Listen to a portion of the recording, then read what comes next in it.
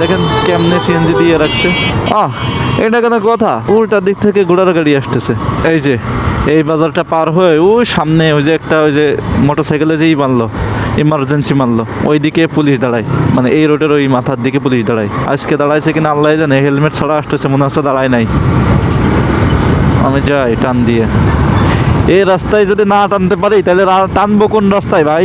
চলো যাই, মনে হচ্ছে পুলিশের গাড়ি নাকি। আরে এমন একটা পুলিশের এমন একটা ভয় হয়েছে স্পিড লিমিট দেওয়ার কারণে, যে যেখানে এই যে এই কালারের গাড়ি দেখি, সবুজ, তারপরে যে নীল, এইসব কালারের গাড়ি দেখলেই মনে হয় যে পুলিশ। সামনে সেলফির স্ট্যান্ড, এখানে প্রচুর সেলফি গাড়ি থাকে, এই যে সেলফি পরিবহনগুলো, এগুলো ঢাকায় এখান থেকে আপনার মাত্র সম্ভবত 100 টাকা ভাড়া নেয় ঢাকা। বাম সাইডে মেবি আরিচা, আর ডান সাইড দিয়ে ঢাকা। আমি ডান সাইড দিয়ে যাবো। ব্যানার আর ব্যানার, কোন দিক যাবে আল্লাহ জানে। সিগন্যাল,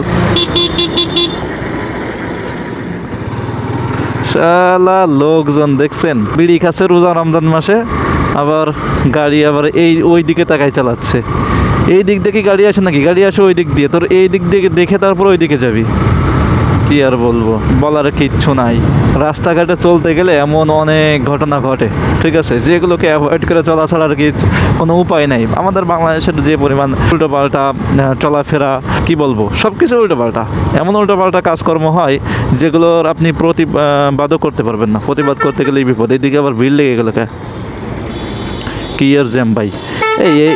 এই জায়গাটাই বিরাই জ্যাম লাগে। আমি বুঝি না, এই সিএনজি আলাদার জন্য এত সমস্যা হয় বলার মতো না ভাই, শুধু জ্যাম লাগে। দেখেন কেমনে সিএনজি দিয়ে রাখছে।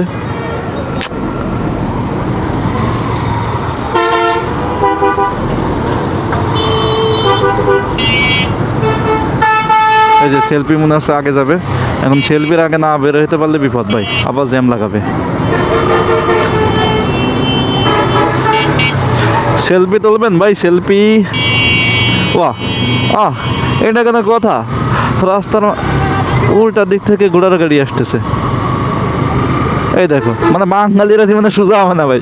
বাঙালিদের উল্টা দিক দিয়ে না যাইতে পারলে মনে হয় পেটের ভাত হজম হয় না। আজকে মনে হয় রোজাও হবে না উল্টা দিক দিয়ে না যেতে পারলে। কি আর বলবো। ওই দেখো কোন দিক তাকাই কোন দিকে টান দেয়। রোজা রমজান মাস, কাজাতেও পারতেছি না। আর এই জিনিসটা কেন করে রে ভাই, আমার বল রেসারগুলো শেষ হয়ে গেল এই যে ক্ষুদ্রি বিটের কারণে। এমনিতেই FZ2-তে বল রেসারের একটু সমস্যা, দ্রুত নষ্ট হয়ে যায়, তারপরে এইরকম বিটের কারণে আরও বেশি বিপদ ভাই। মানিকগঞ্জ বাস স্ট্যান্ড 20 কিলোমিটার, এখন এক টানে চলে যেতে হবে, এক টান দাঁড়ানো যাও না, দাঁড়াইলেই বিপদ।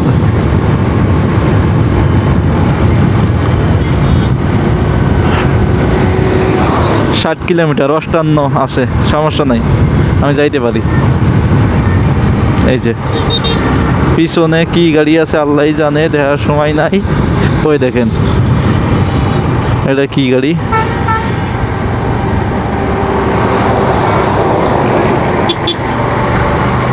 হাবিবি ইয়া রাসূল।